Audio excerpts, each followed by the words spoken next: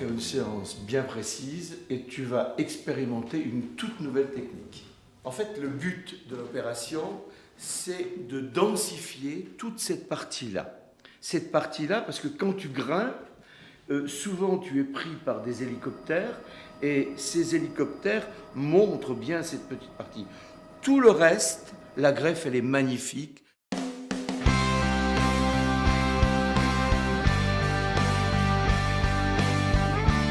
Pour moi, c'est une méthode qui est différente de ce qu'on avait fait au préalable.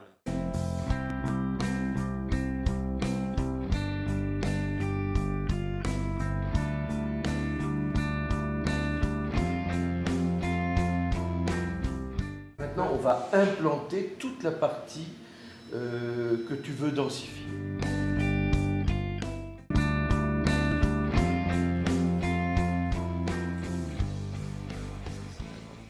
C'est pas quelque chose qui remplace les greffes traditionnelles, parce qu'il faut savoir quand même que la greffe traditionnelle, c'est quand même la technique de base, c'est celle qui sera toujours la plus demandée, parce qu'elle a un avantage, elle est rapide, et surtout, elle permet de densifier 2000 greffons en une seule séance de 4 heures. On ne voit strictement rien. Jamais on peut imaginer que tu viens de passer plusieurs heures pour une greffe de cheveux. Tu es comme tu es rentré. Ça, c'est important.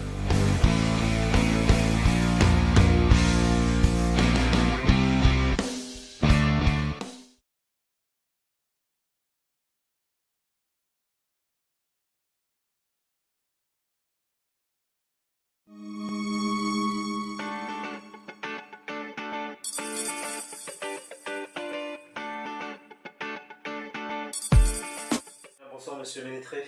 Bonsoir, Merci pour votre acceptation. je vous en prie. Donc, est-ce que vous pouvez vous présenter rapidement pour nos internautes? Écoutez, je suis un spécialiste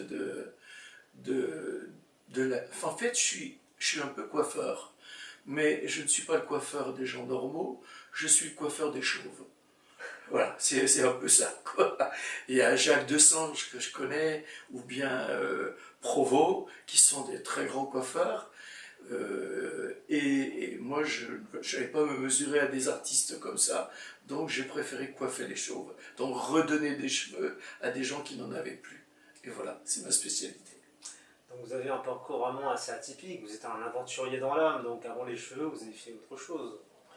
Oui, c'est-à-dire que non, j'ai démarré quand même très jeune dans les cheveux.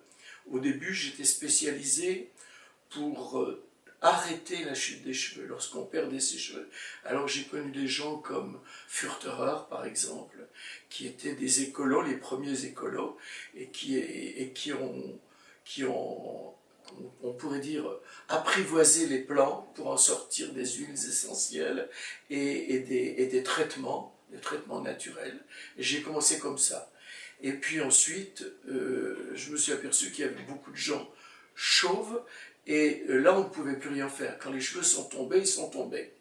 Donc j'ai essayé de trouver des solutions qui permettaient de retrouver des cheveux. Lorsqu'on a perdu ses cheveux, il y a deux solutions. La première, c'est les compléments capillaires, c'est-à-dire ce sont des prothèses capillaires en cheveux naturels ou en cheveux de synthèse que l'on pose, qui sont faits sur mesure et qui permettent aux gens de retrouver facilement des cheveux. Il y a des millions d'hommes qui portent des compléments capillaires. Par exemple, Guy Bedos, par exemple, le chanteur Adamo, par exemple. Sont des gens qui n'ont plus de cheveux, enfin qui sont chauves, mais qui aujourd'hui sont magnifiques. Ils paraissent très jeunes parce qu'ils se sont fait poser un complément capillaire. Et puis, il y a les gens qui préfèrent retrouver leurs vrais cheveux, qui repoussent pour toute la vie. Alors là, il existe les greffes de cheveux. Alors, les greffes de cheveux, ce sont des chirurgiens, ce sont des médecins qui les font avec des équipes spécialisées. Et j'ai commencé à monter des cliniques de greffe de cheveux. J'ai une clinique à Paris, une clinique à Marrakech, une clinique à Barcelone, et puis j'en ai eu ailleurs. J'en ai eu par exemple en Russie, à Saint-Pétersbourg, mais Oui. je me la suis fait voler par la mafia là-bas. D'accord. Et puis j'en ai eu aussi une à l'île Maurice, qui existe toujours, mais ce sont des chirurgiens de l'île Maurice qui me l'ont racheté. Et puis voilà, et puis je fais ça, c'est ma spécialité. Expliquez-nous votre rencontre justement avec Alain Robert. Ça, c'est un autre univers, c'est assez drôle. Alors, Alain Robert, en fait, c'était le champion du monde de la grimpe. Il était champion du monde, il grimpait les falaises, des trucs extraordinaires. Et puis, il n'est plus arrivé à trouver des falaises suffisamment pointues, suffisamment raides pour le satisfaire. Et un jour, il est venu me voir, il était à moitié chauve, et il était jeune, et il me dit, voilà, mon père est chauve, mon frère est chauve, c'est des véritables aérodromes à mouches, et moi je ne veux pas devenir comme eux. Je veux devenir Spider-Man, c'est-à-dire l'homme araignée. Et je vais grimper les gratte-ciels. Alors ça m'a fait marrer, quoi. Je lui ai dit, ah bon, mais attention, les gratte-ciels, la plupart du temps, ils sont en verre. Pour grimper un gratte-ciel, il faut avoir des systèmes de sécurité, pas possible. Non, non, il dit, moi je l'ai montré à main nue. Et il me dit, et je n'ai pas d'argent, si vous me faites gratuitement une greffe de cheveux, si vous traitez mes cheveux de façon à ce que j'y retrouve, je vous promets, un jour, je grimperai un building rien que pour vous. Non. Alors ça m'a fait rire, j'ai dit, je risque d'avoir jamais ce building, parce que si vous grimpez un jour un building, un gratte-ciel, vous allez tomber, puis ça sera fini. Il m'a dit, je ne tomberai pas. Je suis sûr que non. Et surtout, je ne veux pas être comme Batman. Batman, c'est l'homme chauve, en quelque sorte. Ça veut dire, bon, je veux pas ça. Je veux être Spider-Man, l'homme araignée qui s'agrippe. Alors ça m'a fait rire. Il s'était créé un logo. Et puis je lui dis, bon, je vous fais votre greffe, gratuitement, d'accord. Et puis j'ai appris par la presse qu'il avait grimpé un premier gratte-ciel. Alors j'en revenais pas, sans corde, sans rien, uniquement avec les doigts comme ça, sans système de sécurité. J'étais très étonné. Et puis après, il en a monté des quantités. Il a grimpé pratiquement toutes les plus hautes tours du monde, y compris la plus haute, 820 mètres, je crois, dans les États arabes. Oui. Et c'est un type extraordinaire, inimaginable. Et puis, il est un peu fêlé. Et c'est ce que je dis toujours dans mon site internet, je dis, j'aime bien les gens fêlés parce qu'ils laissent passer la lumière. Et ben lui, il me fait rire. Il est vraiment incroyable. Et un jour, j'étais à Paris, il y a quelques années, et mon attaché de presse me dit, voilà, il y a quelque chose d'extraordinaire qui est en train de se passer à la Défense. Ah bon? Et c'est quoi? Allez-y, monsieur Ménétret, vous allez voir, c'est vraiment extraordinaire. Alors j'étais en voiture, je suis allé à la Défense, à la tour qu'elle m'avait indiquée, et puis je suis arrivé, et là il y avait 1000 personnes qui avaient la tête en l'air, et puis il y avait une vingtaine de chaînes de télé qui filmaient avec des caméras. Et il y avait Alain Robert qui était à moitié de la tour, il était à 120 mètres à peu près.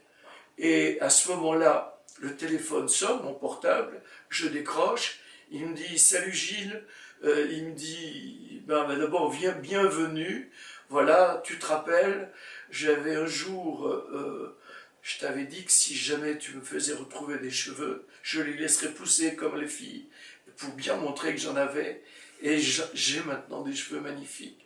Et je t'avais promis de grimper un building, une tour, eh ben c'est aujourd'hui. Alors je dis, mais c'est vieux ça. Mais il me dit oui, mais j'ai pas oublié. Et ça m'a ému. Et ça m'a tellement ému d'ailleurs que je ne pouvais pas le croire. Je me suis dit, mais il va tomber. Surtout qu'il se tenait d'une main, et puis il téléphonait de l'autre, il me téléphonait de l'autre. Je lui ai dit d'abord, tu vas raccrocher, puis tu vas grimper le plus vite possible en haut, ou alors tu redescends. Mais tu restes pas là, c'est de la folie. Et à ce moment-là, il ouvre son blouson, et il sort une grande banderole qu'il déploie sur la tour, et c'était marqué en énorme « Merci Gilles.com ». Et alors, mon attaché de presse qui est à côté de moi, je lui ai dit, mais qu'est-ce que c'est que ce truc-là? Qu'est-ce que ça veut dire? Eh bien, il a fait un site internet pour vous, Gilles, et il raconte votre amitié, votre aventure, ensemble et tout. Et puis, à l'époque, moi, j'étais recordman du monde d'altitude en ULM. Pas d'altitude, de vitesse en ULM. Et ma femme était recordman du monde d'altitude en ULM, dans les deux dans la même famille. Donc on était déjà un peu dans les sports extrêmes. Exactement. Mais lui, c'était autre chose. Il grimpait les tours, c'était encore un truc bien plus fou. C'était sans commune mesure avec nous. Et puis, il a donc développé ça. Alors naturellement, il y avait CNN qui filmait, et il y avait plein de télévisions, les télévisions françaises, étrangères et tout. Et CNN a publié le reportage qui a duré 40 minutes. Ils l'ont publié 8 fois. Et quand on sait que c'est la plus grande chaîne du monde de télé, je crois qu'il y a plusieurs centaines de millions de téléspectateurs, c'est incroyable, 8 fois. Alors, ils sont venus m'interviewer, et j'ai raconté mon histoire, celle que je vous raconte, et puis c'était très très émouvant. Et puis naturellement, quand il est arrivé au-dessus, les flics l'attendaient, ils l'ont embarqué, lui ont mis des menottes, et on a tous pensé qu'il allait passer la nuit au poste, et peut-être quelques jours en prison. Mais il est ressorti par une porte dérobée, puis il est venu, on s'est embrassés tous les deux, et puis j'ai dit, mais comment t'as fait pour sortir? Mais il m'a dit, tu parles, c'était une comédie. Ils étaient tellement contents, ils m'ont demandé des autographes, et ils m'ont fait sabler le champagne, et puis voilà, ils m'ont laissé repartir, puis je suis là. Et c'est une aventure incroyable, quoi. C'est ça. Justement, vous aimez les gens assez atypiques, surtout qui réalisent leurs rêves. Qu'est-ce que vous conseillez justement pour ceux et celles qui veulent se lancer dans leur propre projet, notamment les jeunes? Ben, je crois déjà que en 2030, il me semble, il y a 80% des métiers qui existeront, mais qui n'existent pas encore aujourd'hui. 80% de nouveaux métiers dans très peu de temps. Ça veut dire que les jeunes, vous avez une chance incroyable, vous avez un choix inouï de nouveaux métiers. Alors, essayez de vous regrouper, parce que je trouve que on travaille beaucoup mieux en groupe. Et puis, faites des startups, faites vos projets, allez-y, et puis, allez-y, soyez utopique, et puis allez-y, parce que la vie, ça vaut le coup d'être vécu. Oui. Est-ce que vous avez un mot de la fin, une citation? Non, je vois pas ce que je peux vous dire là-dessus. Je vous dis, moi j'aime la vie. J'ai perdu mon épouse dans un accident de moto en Harley, je la suivais et elle voulait vivre jusqu'au bout. Et elle me disait la veille de son décès, elle me disait, ce que je voudrais, c'est ne pas souffrir, pas être dans un lit, puis voilà, et puis avoir un cancer ou quelque chose comme ça. C'est mourir en plein dans un des sports que j'aime, et puis voilà. Et ben elle, ça lui est arrivé. Moi, je voudrais bien que ça m'arrive le jour où ça arrivera, que ça soit dans un grand moment aussi. Mais en tout cas, je voudrais que mes enfants fassent la même chose, des choses un peu extraordinaires. J'aimerais bien. D'ailleurs, mon fils a pris la relève, c'est ça? Oui, mon fils Anthony dirige la clinique de greffe de Paris actuellement. Voilà. Il s'appelle Challenger, et ça se passe très très bien. Il réussit très bien. Très bien. Dernière question, c'est même pas une question. Est-ce que vous voulez remercier des personnes qui vous ont, je sais pas, aidé, soutenu dans ce que vous faites? D'abord, j'ai tous les gens de mon groupe, parce que j'ai quand même une centaine de personnes qui travaillent pour moi, qui tiennent des instituts capillaires, par exemple Nord-Gilles, tous les gens qui tiennent des instituts Nord-Gilles, j'en ai 60 en France, qui sont tous des gens fabuleux. J'étais encore avec eux il y a quelques temps, et prochainement, nous allons faire un congrès mondial à Marrakech. Ça va être le 11 mars, quelques jours avant la journée nationale contre la chute des cheveux. C'est une journée nationale qu'on a créée, qui est, je crois, le 22 mars ou le 24 mars. Et lors de ce congrès mondial à Marrakech, nous allons recevoir des des biologistes, des chirurgiens, des chercheurs sur toutes les nouvelles technologies qui permettent de retrouver des cheveux, des techniques comme le clonage, des techniques comme toutes ces choses-là, et puis les nouvelles molécules qui luttent contre la chute des cheveux, qui permettent d'arrêter la chute, il existe toujours. Et puis, il y a aussi pour les gens qui malheureusement perdent leurs cheveux à la suite d'une chimiothérapie, il y a les perruques, et les perruques qu'on appelle maintenant les cheveux pluriels, les chevelures de remplacement, qui sont tellement magnifiques qu'on ne peut pas voir exactement que c'est des postiches. Donc il existe aujourd'hui de nouvelles technologies qui permettent à chacun de choisir être ou ne pas être chauve. Parce qu'il y a des gens qui sont chauves, qui sont magnifiques. Ça leur va très très bien et il ne faut pas changer. Mais on peut être indirectement chauve et puis de temps en temps vouloir retrouver des cheveux. Donc aujourd'hui, tout est possible. On peut choisir son corps. Wow, c'est génial, l'avancée de la technologie, tout ça. Tout à fait. Sur ce, merci pour tout, monsieur Ménétré. Et je vous en prie, merci. Merci.